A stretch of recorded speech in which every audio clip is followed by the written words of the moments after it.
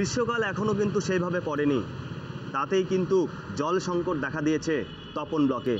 দক্ষিণ দিনাজপুর জেলার তপন ব্লকের বিভিন্ন এলাকায় যেমন ডাঙ্গা, আজমাতপুর সহ বিভিন্ন জায়গায়, গোফানগর, এই এলাকাগুলোতে কিন্তু প্রতি বছরই জল সংকট দেখা দেয়।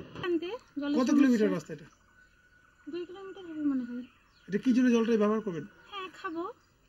আর এমনি কাপড় চোপড় কাচার জন্য জল? পুকুরে এখানে একটা কুড়ি আছে, ছোট কুড়ি, ওখানে ব্যবহার করি, চান করি।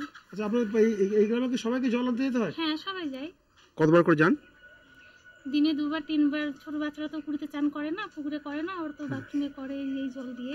এখানে পুকুর নাই, টিউবওয়েল নাই, টিউবওয়েলে জল ওঠে না যেগুলো না আছে, আর পুকুর তো নাই, ওই ভাড়ে করে আনতে হয় 3-4 মাইল দূর থেকে, আনে সারাদিন ধোয়াতে হয়, মানে 2বার 3বার, কারো 4বারও যেতে হয়।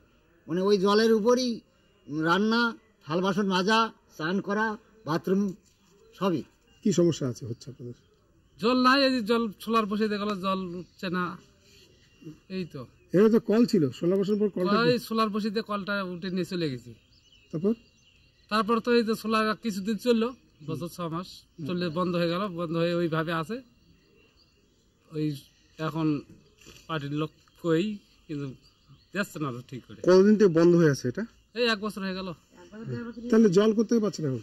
জল তো ওই গ্রামের মার্শাল থেকে নিয়ে আসি। কত দূর থেকে নিয়ে আসতে হয়?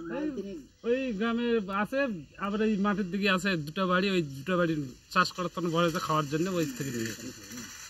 পায়খানা বাথরুম তো জল লাগবে, সেটা জল লাগবে, ওই সব ওই সাইকেলে ঘাড়ে করে নিয়ে আসি।